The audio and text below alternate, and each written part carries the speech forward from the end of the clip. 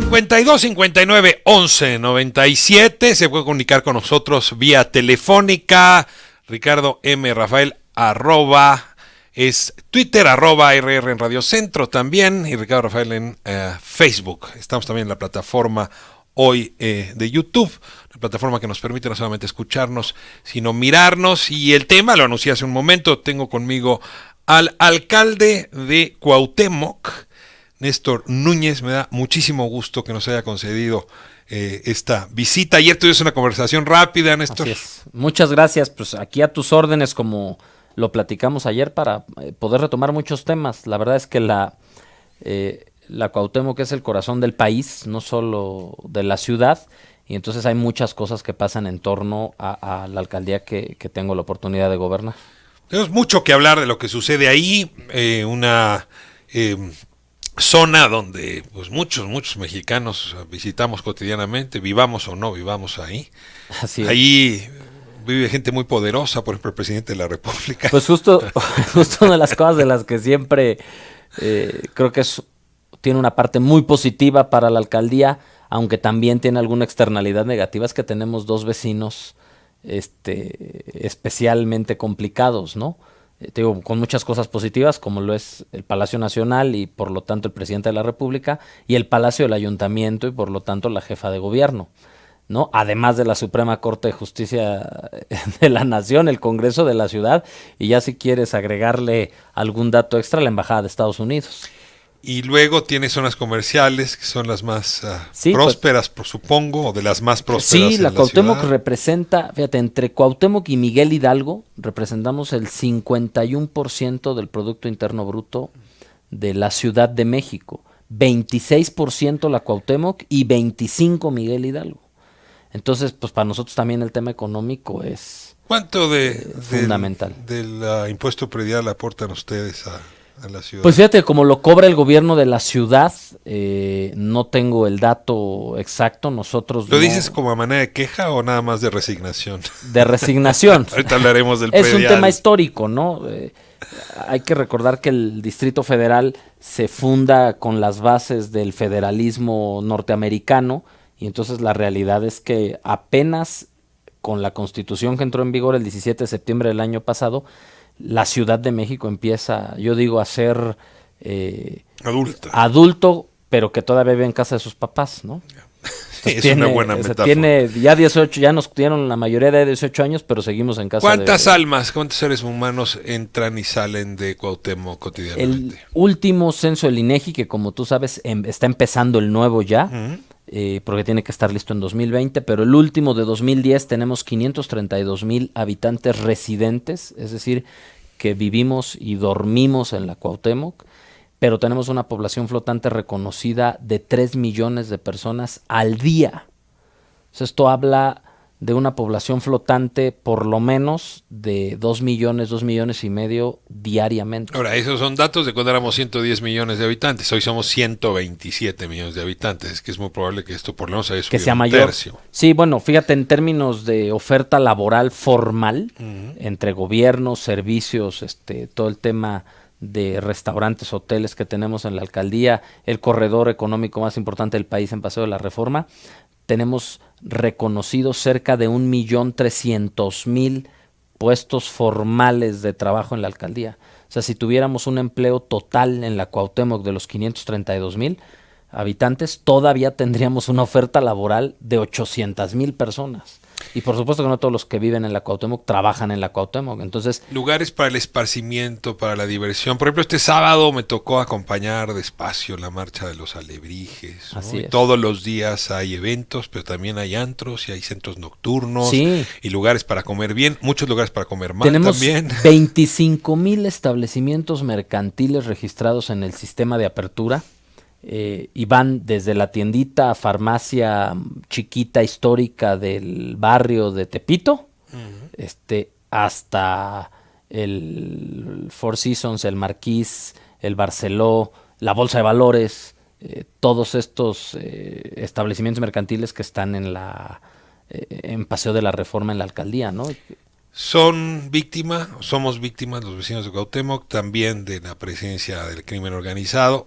Así es. Porque es una zona que importa, es Pues decir, claro, para vender, para comprar, para controlar, para... pues justo la presencia de estos 25,000 establecimientos mercantiles, la economía que circula en la propia alcaldía por los restaurantes, por el comercio en vía pública, por el propio gobierno. Tenemos el 70% de los museos y teatros de la ciudad están en la Cuauhtémoc. Entonces, hasta esta atracción de transeúnte cultural, pues tiene un impacto en que de entrada el delincuente común, el carterista, el de robo a negocio, el fardero, como se le conoce, pues tiene más dónde hacerlo en la Cuauhtémoc. Y además, pues también hemos, lamentablemente, pues ha crecido el problema de la delincuencia organizada, especialmente como lo platicábamos ayer, en la zona de la colonia Morelos, mejor conocida como Tepito, con La Unión, Leante Unión y Jalisco Nueva Generación, en la zona de La Lagunilla y también en la zona de la Obrera Doctores, que es donde hemos tenido mayores problemas, aunque como también te decía ayer, creo que la estrategia empieza a funcionar, todavía lejos de que el tema esté atendido y resuelto, pero de cómo estábamos hace un año a cómo estamos el día de hoy, la verdad es que son condiciones muy distintas. 10 minutos hablando y ya me llegaban más de 20 comunicaciones telefónicas, pero voy a hacer una cosa si te parece bien, Néstor. En este segmento, que es el primero, me gustaría hacer una reflexión de mayor calado sobre el papel que juega el primer piso de la República, un poco a la luz incluso de lo que está ocurriendo en la crisis entre Palacio Nacional y los presidentes municipales, y con esto esperamos más comunicaciones, y en el segundo segmento le dedicamos a platicar con los vecinos. Claro, por supuesto. A ver, me deja muy inquieto, esto no lo planeamos, o sea, ayer platicábamos y no estaba todavía esto tan candente, pero en efecto hay un recorte, se dice importante, a los municipios, se les quita el Fortemun, se les quitan recursos que antes eran para los famosos pueblos mágicos, se les quitan recursos que venían de las minas, se un recorte de cerca de 5,000 millones de pesos. Y se les quita de manera pareja. O sea, yo creo que en efecto ha habido municipios que han abusado, hay presidentes municipales que en efecto tenían sueldo de presidente de un país o incluso a lo mejor hasta habitante de la Casa Blanca, pero no puedo generalizar. Y lo cierto es que yo la mayoría de los municipios que conozco viven en la precariedad. Es decir, hemos descuidado mucho esa instancia. Entonces de pronto un recorte parejo pues acaba pegándole más duro a los que solamente les quedaban los cartílagos y se ríen los que todavía tenían grasita. ¿Qué pasa con el federalismo mexicano que de plano no puede ver al municipio como un muchacho que ya puede salir de su casa? Así es. Mientras que la población vemos al municipio de la alcaldía como el lugar principal para ir a resolver nuestros problemas, porque pues yo no voy al Palacio Nacional a resolver mis problemas políticos cotidianos, pero contigo sí. Claro, y por supuesto que además el vecino no sabe en la cotidianidad que nosotros no cobramos predial, por ejemplo. Yo creo que hay un problema... O sea, que no tienen dinero. No tenemos dinero, eso es real. Aquí en la ciudad, tengo que decirte, en reconocimiento a la jefa de gobierno, que hay un tema de coordinación que permite subsanar y contener y compensar esta problemática de que el recurso que llegue a las alcaldías, somos una especie de aspirantes a municipios, todavía no somos municipios, que permite, por ejemplo, el Subsemún que la ahora... La ciudad es rica. Tiene dinero de la federación, el agua le deja mucho dinero, hay impuestos especiales que les dejan mucho dinero. La ciudad es la única entidad federativa que puede sobrevivir sin la federación. O sea, no, se podría independizar el de cada 100 pesos que recibe la Ciudad de México, 54 son de generación propia y solo el resto, 46, son aportación federal, cosa que, por ponerte un ejemplo, en el caso de Tabasco, de cada 100 pesos, 96 son federales y 4 son locales. Y Oaxaca debe ser parecido. Y Oaxaca debe ser 97 igual. O 98, 3. ¿no? A ver, entonces esto es lo primero, es una ciudad rica, con alcaldías pobres. Por eso la dádiva graciosa, la generosidad lo que pasa es que o el acuerdo, ¿cómo lo llamas? Es parte del proceso de transformación de la ciudad. Lo primero que te diría es, el federalismo en México está mal entendido. El federalismo en México está entendido como centralismo. Sí, es un sinónimo raro. El federalismo tendría que ser fuerza a lo local, ¿no? Claro, no partimos de pues un poco la copia gringa del tema de colonias que decidieron juntarse para hacerse más fuertes. Aquí había un centralismo desde la colonia española, que decidió desagregarse en regiones, ¿no? Entonces creo que desde ahí hay un vicio histórico. Pero ese centralismo funcionaba porque había ayuntamientos fuertes. O sea, es muy interesante. No Claro. había estados, pero sí había ayuntamientos. De Los acuerdo. ayuntamientos sí eran unidad. Esas A ver, regiones tenían una aquí en la condición ciudad, distinta. hombre, los Sí, por ayuntamientos tenían supuesto. su peso. Así es, pero el modelo administrativo jurídico no se creó a partir de eso, se creó a partir de un entendimiento distinto. Entonces, lo primero que te diría es, el presupuesto a nivel federal, no con Andrés Manuel, históricamente, cuando a mí me tocó ser asesor legislativo en alguna época, en la 60, 61 y 62 legislatura del Congreso de la Unión, solo el 4% del presupuesto federal va dirigido a los municipios. Todo lo demás está asignado en programas federales a los que pueden acceder los municipios con ¿Cuántas determinadas de las condiciones? tareas de gobierno que nosotros los ciudadanos exigimos al Estado le tocan al municipio? Las más importantes. Pues el 95%. Sí. O sea, Los servicios urbanos, la recolección de basura, la poda, las luminarias, el arreglo de banquetas, el cambio de drenaje. O sea, el 95% de las cosas que me importan a mí como ciudadano me lo tiene que resolver una instancia que solamente tiene el 4% del presupuesto. ¿Lo digo bien? Así es, así es. A nivel federal, aquí en la Ciudad de México es el 20%. Es un poco de mayor recurso lo que se nos otorga a las alcaldías. Pero también aquí en la Ciudad de México tenemos una naturaleza y una vocación mucho más rara. Por ponerte un ejemplo, el capítulo 1000, la famosa nómina, no las administramos nosotros no contratamos, no decimos quién se basifica. De los 9,000 trabajadores que hay en la Cuauhtémoc, yo solo decidí 300. ¿Pero a ti quién te paga? ¿La alcaldía o el gobierno central? El gobierno de la ciudad. ¿El gobierno de la ciudad claro, paga el sueldo del alcalde? Claro. Y todos los O sea, si sueldos del mañana gobierno de tú la te ciudad. volvieras de otro partido y quisieras pelearte con Claudia Sheinbaum te podría bajar el sueldo a la mitad.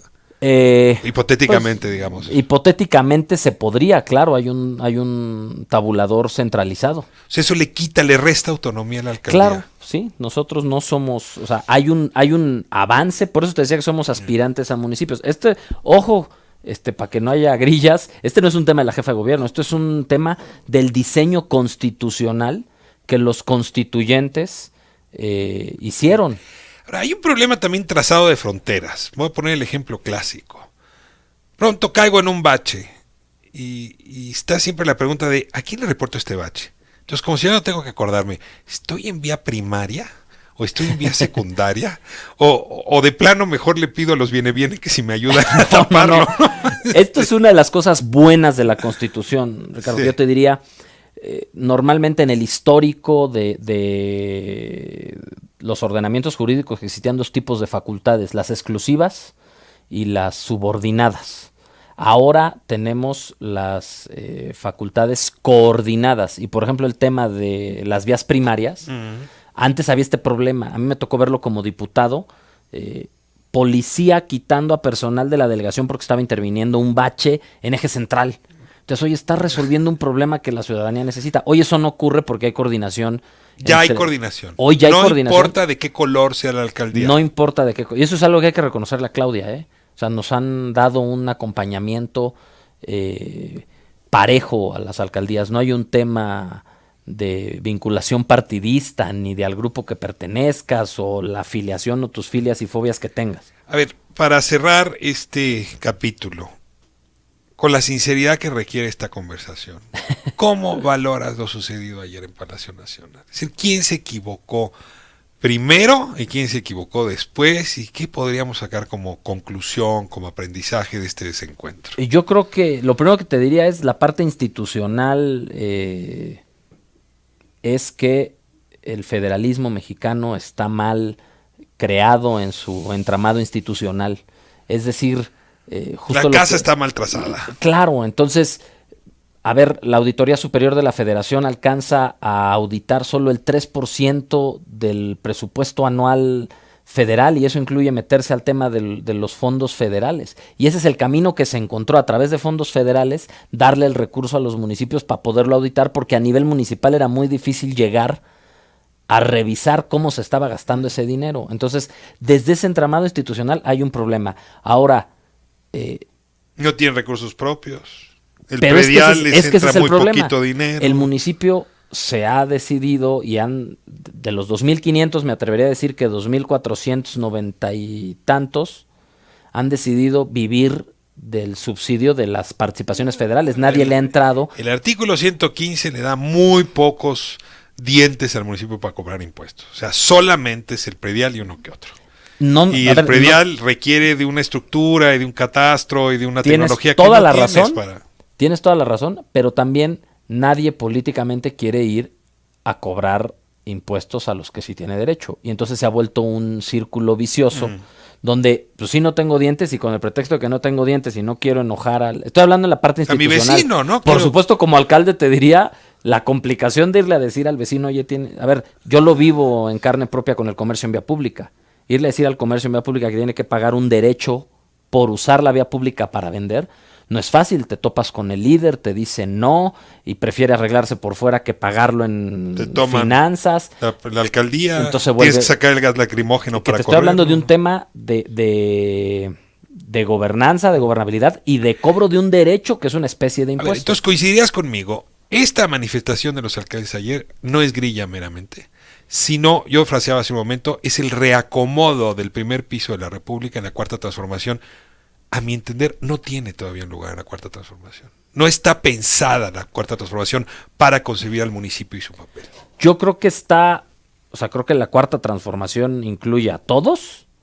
Creo que el entramado constitucional no está para darle a los municipios el peso que requieren y que yo entiendo que el presidente, en el conocimiento que tiene del país, que nadie lo tiene porque yo personalmente en su momento como diputado, como asesor, me tocó ir a municipios del país donde ni el presidente de la República en turno, ni el gobernador había ido.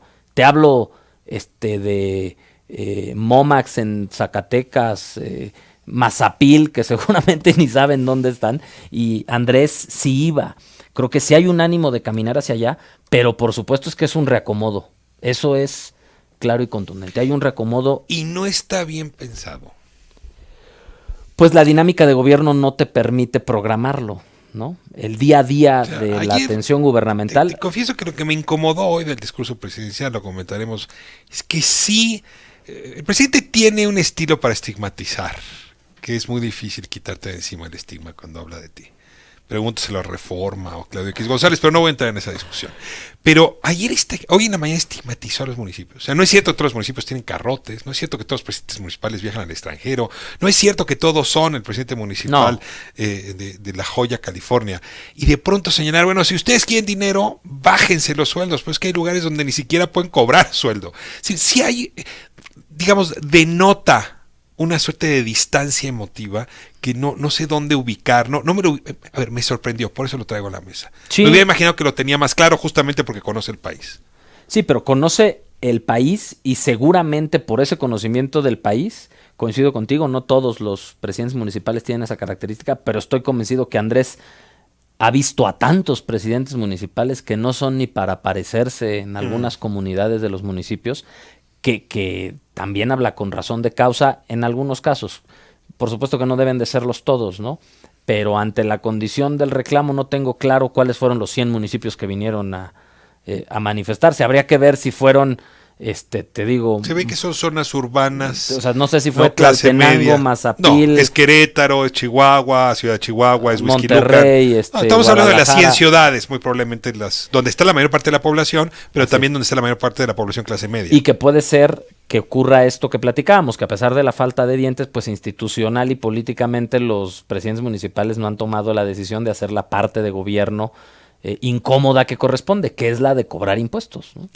Bueno, vamos a un brevísimo corte y damos paso al periodismo a ras de suelo, es decir, a la conversación con quienes nos están escuchando. Insisto, 52 59 11 97, arroba Ricardo M. Rafael, arroba RR en Radio Centro Facebook o en YouTube, cualquiera de estas vías para conversar con Néstor Núñez. Él es el alcalde de Cuauhtémoc, la alcaldía más relevante de nuestro país. Núñez, el día de ayer me quedé con una pregunta clave cuando hablábamos de yo no sé si fallido, pero sí insuficiente operativo en la colonia Morelos, en el viejo barrio de Tepito, y que se escapó alguno de los líderes. Usted me decías ayer, Néstor, que algo que ha venido funcionando en la estrategia de la delegación de la policía de proximidad. Así es. Y ahora necesitaba un poco preguntar cuál es la diferencia entre la policía de proximidad y la policía, y cómo se construye eso que puede funcionar, dices tú, para proporcionar seguridad en el mediano plazo. Es la estrategia. Es la estrategia. Yo te diría, nosotros entramos el 1 de octubre del 2018, los 16 alcaldes, y te diría que existía, la policía está dividida en varios cuerpos, la bancaria industrial, la de tránsito, la preventiva, la auxiliar, fundamentalmente. Y la preventiva, que es la que está en la calle persiguiendo el delito y previniendo que ocurra el delito, estaba distribuida de manera arbitraria sin estrategia. Es decir, el jefe, el director general de la policía de la zona de Cuauhtémoc decidía a dónde mandaba policías. Mando 100 a Reforma, mando 30 a Tepito, mando 500 al centro. Había una arbitrariedad en la toma de decisiones. Claudia, cuando llega el 5 de diciembre y de manera más contundente a partir del 1 de enero, cambia la estrategia, le quita la arbitrariedad al modelo de asignación de policías y dice, regresemos al modelo de cuadrantes. Cada alcaldía está dividida en cuadrantes que tienen que ver con número de habitantes, con número de calles, con incidencia delictiva, y metamos en cada cuadrante 3 policías de proximidad, que conozca al vecino, que sepa quién es, que tenga su teléfono. Y entonces pasamos de tener zonas llenas de policías y otras sin un solo policía, a tener por lo menos parejo, en caso de Cuauhtémoc, que en los 105 cuadrantes, 3 policías de proximidad de la preventiva por turno.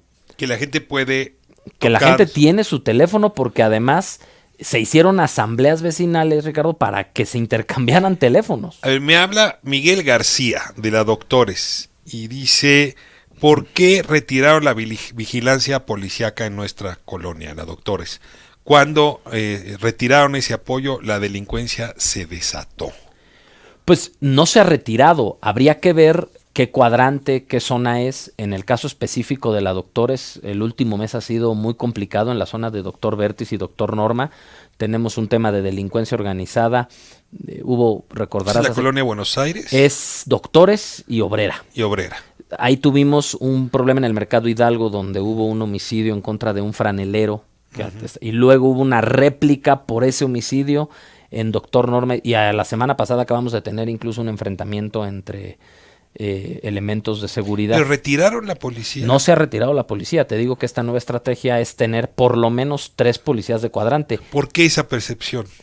Pues puede ser que no se esté en comunicación con estos policías. También otra cosa que te comentaba ayer y que creo que es muy positiva, es que cuando el policía no reporta y no lo conocen y los vecinos no saben quién es, se están haciendo cambios. Esto tampoco ocurría.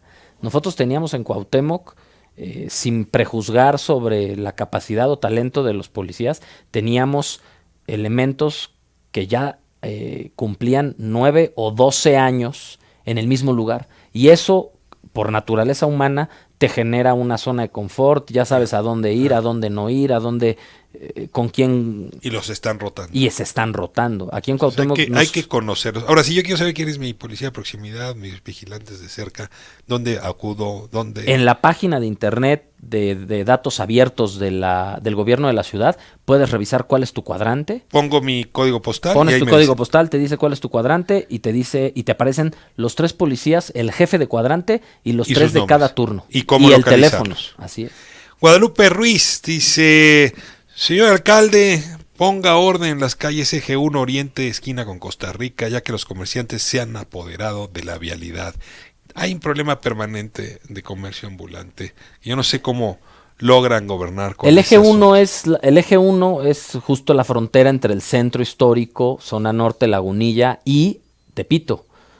No es un tema sencillo, se han hecho diversos esfuerzos a lo largo de la historia. El último fue Mancera tratando de habilitar en las banquetas unas estructuras para que de ahí se colgaran y no se bajaran al arroyo vehicular, y ha sido muy complicado. Se hacen operativos cada 3-4 meses, se retiran de los carriles para que pueda fluir mejor el tráfico, pero ni el gobierno de la ciudad, ni nosotros, ni la policía estamos en condiciones de mantener un operativo de tiempo completo, porque hay que atender otras muchas problemáticas, y muchas veces no se cuenta con el acompañamiento y solidaridad de los liderazgos. Entonces los quitas, logras mantener 2 semanas o 3, y cuando tienes que mover a los elementos de policía para atender otras cosas, se vuelve a desbordar. Ahí es parte de la estrategia que estamos haciendo con Claudia de atender el problema de fondo, porque nada más han sido, la verdad es que paliativos estos operativos y necesitamos un reordenamiento importante. Y una mujer que pide omitir su nombre,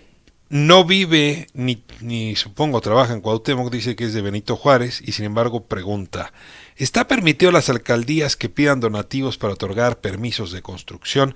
Creo que la pregunta es, ¿dónde denunciamos si alguien pide donativos para permisos de construcción? Si me manda mensaje directo a mí en mis redes, yo atiendo personalmente. El tema de la... ¿Sus redes son? Nenulo. Nenulo, arroba Facebook, Nenulo. Twitter y Instagram es arroba Nenulo. Muy bien. Y ahí el tema es... nosotros hemos tratado de combatir, yo personalmente entrego todas las licencias y manifestaciones de construcción.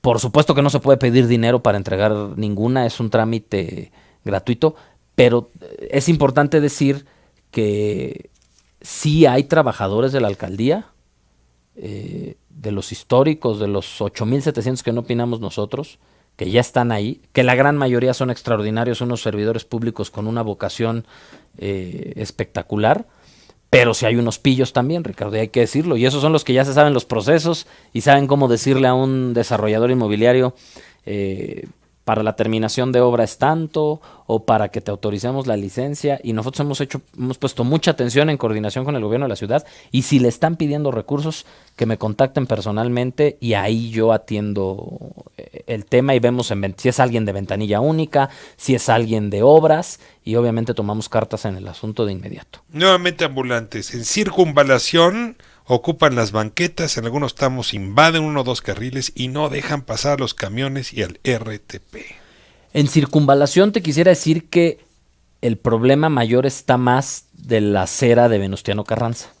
Nosotros hemos hecho un esfuerzo, toda esa parte centro histórico, perímetro A y perímetro B, y ahí hemos trabajado la mano con Claudia en la estrategia microcuadrantes. Logramos, por ejemplo, sobre la banqueta de circunvalación del lado de Cuauhtémoc, teníamos 2 pasillos, o sea, se ponían en los burladeros, en medio de la banqueta y pegados a los inmuebles.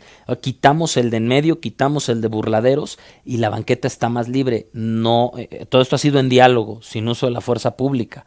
Entonces no hemos logrado el retiro de los que están pegados a los inmuebles, que tienen un impacto negativo a veces en el comercio formal que está en la zona. Pero hemos ido avanzando. Este es el tema más difícil de... Eso veo, muchas tienen que ver con ambulantes. Este es el tema más difícil de mi gobierno, por encima de la inseguridad. El tema del comercio en la vía pública es el tema más complicado y son 3 razones fundamentales. La primera, se trata de un derecho, el derecho al trabajo. Y la vocación de comercio en esta ciudad es tan antigua como la ciudad. Segundo, se trata de un negocio que nosotros estimamos en los cerca de 2,000 millones de pesos muy redituable al año. Y a los líderes les va bien, Por supuesto. Son muy ricos. Y tercero, hay un problema de intervención institucional en 2 vertientes. La primera, nuestro marco normativo es de 1951.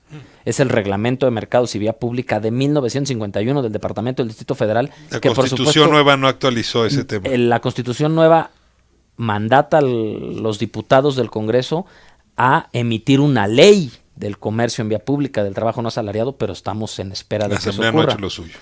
Y segunda, el tratamiento que se ha dado desde la delegación en su momento siempre ha sido a través de supervisores de vía pública que se mantienen se les paga o se contratan del propio ingreso que genera el comercio en la vía pública con un salario topado a 11,700 pesos. Acaban siendo socios. Entonces, en un negocio de 2,000 millones de pesos, sin hablar mal de los supervisores, porque si no los tuviéramos, Ricardo, el tema sería ahí hay un conflicto de interés brutal, evidente. pero hay un conflicto de interés que mientras no tengamos una nueva norma, la intervención la tenemos que hacer con mucho cuidado, con vinculación con los vecinos, en diálogo con los líderes, y la gran mayoría, déjame decirte, de los liderazgos ven por el bien de sus agremiados. También hay unos que no, también hay unos que pues pongámonos de acuerdo tú y yo veo que estos se quiten. Entonces, necesitamos la ley. Son estas 3 razones por las que se vuelve un problema. ¿Y tienen ustedes ya algún proyecto de ley de parte de Morena? Ya hay creo que 7 iniciativas presentadas al Congreso. Yo tengo facultad y antes de que acabe el mes, si todo sale bien, voy a estar presentando una iniciativa desde la perspectiva de cubrir el asunto. Así es que si hay voces desde los usuarios de mercados, desde quienes ponen los puestos, desde las autoridades, creo que podría ayudarnos muchísimo. Sí. Voy a mover al tema, pues en fin, hablaba hace un momento de la pavimentación. Me dice, por favor, alcalde, visite la colonia San Rafael, parece bombardeada, llena de baches y delincuencias. Fíjate, casualmente, que bueno, empezamos un programa emergente de bacheo en la alcaldía en el mes de agosto y este lunes arrancó precisamente en la territorial Juárez San Rafael. Tenemos calles que no vale la pena bachear, es tal la condición de deterioro que hay que reencarpetar. Por ejemplo, estoy hablando de Rosas Moreno, un tramo de Sadi Carnot, que estamos programándolas para en diciembre poder intervenir con reencarpetamiento, pero ahorita está un programa intensivo de bacheo con el que pretendemos llegar a 10,000 baches tapados para diciembre, vamos como en 5,000, y además si llegamos a los 10,000 y sale bien, el año que viene vamos a contratar el servicio todo el año para poder estar atendiendo de manera continua. Raimundo Sánchez, los franeleros nos extorsionan. ¿A quién reportamos? ¿Dónde nos reportamos? Que nos digan la zona y nosotros vemos con la policía. Ahora la extorsión por supuesto es un delito, pero el uso de la vía pública para apartar lugares es una falta administrativa. Estas son de las cosas que no están reguladas, esto es parte de lo que ocurre en la vía pública. Entonces, por la misma causal que me lleva un comerciante en la vía pública que no tiene permiso para vender en esa zona, es la misma causal por la que me llevo al franelero que ocupa un espacio en la vía pública. Uno pone su puesto de pantalones y el otro pone su jacal para que no te estaciones. Entonces los llevas al juzgado cívico, Ricardo, y como además no tienen ingreso que acreditar, pues pagan una unidad de medida, lo que antes era un salario mínimo, ¿no? Y regresan al lugar. Entonces necesitamos una medida de fondo con una normatividad distinta. Nos urgen acciones para la seguridad en Santa María la Ribera. Camiones estacionados súper cerca de la alcaldía con ruido sucio. Necesitamos que lo atienda. Lo dejo aquí. Lo revisamos. Tenemos un problema de mudanceros prácticamente en toda la alcaldía, en la zona norte, por la zona de Juventino Rosas, en Santa María la Ribera, por supuesto también en el mercado Medellín, pues quienes utilizan la vía pública no para lo que es para moverse y para circular, sino la utilizan para estacionarse. Y obviamente en la misma condición de gran población flotante que tenemos, pues imagínate 5 camiones de mudanzas pegados juntos, te bloquean luz, te bloquean la banqueta y entonces se vuelven zonas propicias para que los delincuentes actúen. Entonces hemos retirado casi 2,000 vehículos abandonados en lo que va de mi administración, en coordinación con la Secretaría de Seguridad Ciudadana. ¿Qué robados y arrojados? Pues a veces desde alguno robado que dejaron ahí hasta un vecino que ya no quiere mover su coche y lo tiene ahí, se le enfajilla, se le dice que lo tiene que mover y no lo mueve y nos lo llevamos. Pero también los corralones están rebasados. Tengo, digamos, para mi sorpresa, haberlo visto recorriendo la delegación casi siempre en bicicleta. Usted habla de policías de proximidad, pero tengo la sensación de que ahora tenemos un alcalde de proximidad. A ver, esa es una decisión, además es complicado porque pues uno trabaja mientras va en el coche, usted no puede, a menos que se ponga a hablar por teléfono, supongo. Sí trabajamos, nada más que diferente, porque fíjate que la bicicleta te da la perspectiva de conocer los problemas de la alcaldía como cualquier vecino. En el coche justo puedes ir atendiendo el celular, no sé, escuchando música, hablando por teléfono, el toldo, no ves. En la bicicleta, los días que llueve, que nos movemos también en bicicleta, pues te encuentras con los baches y te caes en los baches. Ves dónde hace falta poda, andamos en la noche y te das cuenta dónde el árbol está estorbando la luminaria. Entonces te permite, en una especie de trabajo, conocer de mejor manera las problemáticas de los servicios urbanos que nos corresponde a nosotros atender. La verdad es que fue una decisión de entrada, con toda honestidad, de campaña. Una campaña barata en bicicleta. Por supuesto, un tope de gastos de campaña de 1,200,000 pesos, poner un coche a valor factura y luego poner la gasolina nos iba a consumir por lo menos 200,000 pesos del tope de gastos de campaña. Entonces dijimos, pues hagámosla en bicicleta. Y ya no la dejó. Y ya no la dejé. Ya Ahora, no la dejé por es un privilegio, ¿no? Porque no todas las delegaciones son transitables, ¿no? Justo O sea, la Cuauhtémoc, quizá Benito Juárez, una parte de Miguel Hidalgo. no puedo hacer el programa sin preguntarle por la movilidad del transporte. Este es un tema. Hay crisis. Aquí ha estado en los micrófonos Andrés Layú, el pleito con los taxis tradicionales, la discusión con otras formas de transporte, ahora a base de plataformas. Me encantaría su opinión, sobre todo para una delegación que es intensiva de ambos tipos de transporte. Nuestros tres problemas más importantes son comercio en vía pública, inseguridad y movilidad. Esos son los 3 problemas que más afectan a los vecinos de la Cuauhtémoc. La verdad es que la Cuauhtémoc en materia de transporte público está muy bien conectada. Prácticamente todas las colonias de la alcaldía tienen o una estación de metro o una estación de metrobús. Tenemos 35 estaciones de metro y en la tenemos varias que son de transferencia, o sea, donde se conectan 2 o 3 líneas. Chabacano, Hidalgo, Chapultepec, Chapultepec, Sevilla, por supuesto, Insurgentes, que tienen que le permiten a la alcaldía tener esa condición de buena movilidad en transporte público. Entonces, yo sí creo que el futuro de la Cuauhtémoc está en los transportes de último kilómetro, de última milla, como se les conoce, estos cities, ¿no? Sistemas de transporte individual sustentable, las scooters, las bicicletas sin anclaje. Ahora, creo que hay oportunidad de atender de una manera más integral el proceso de funcionamiento de este tipo de movilidad, ¿no? Ahora, ¿qué le diría a usted a estos taxistas? Están muy enojados porque se sienten pues discriminados, digamos, por la legislación. Yo entiendo la problemática de los taxistas, entiendo que no ha habido oportunidad de aumento del pasaje y de toda esta parte, pero también creo que no han sabido entrarle a la competencia. Organizarse. Pues no solo organizarse, sino modernizarse. Modernizarse, calidad de servicio, plataforma, atención o sea, ahora que han estado muy de moda que cerraron, que eso nos pasa en la Cuauhtémoc. Deciden cerrar y cierran la Cuauhtémoc, no cierran Contreras, Milpalta, Tláhuac. Les está dando ideas, pero no cierran se las la van a Cuauhtémoc, tomar. ¿no? Pueden ir allá, por supuesto, también a manifestarse. Siempre serán también bienvenidos en la alcaldía, pero algo que salió mucho en redes es que además es real, Ricardo. Yo creo que hay extraordinarios taxistas, pero también está mucho el no voy para allá, que no levantan al pasaje, ¿no? Y digo, tampoco le han entrado, más allá de que se tiene que mejorar, y Claudia está haciendo un esfuerzo de darles aplicación, darles ese acompañamiento para competir de mejor manera con las... No se dejan. Pues no se dejan en algunos casos, ¿no? Ya decía ella que es el 0.4% los que nos cerraron el Ángel de la Independencia hace aproximadamente 2 semanas. Ahora creo que el gobierno está en diálogo y está trabajando con ellos. La Cuauhtémoc, sin duda alguna, el futuro del desarrollo urbano sustentable en movilidad tiene que ser bicicleta, patín del diablo, y transporte público. Néstor Núñez, muchísimas gracias por esta conversación. Creo que queda claro que está usted pues con todos sus sentidos y toda su concentración gobernando esta dificilísima delegación. Y bueno, tengo que destacar, usted lo oye por la voz, estamos ante uno de los funcionarios públicos más jóvenes, justamente con gran responsabilidad.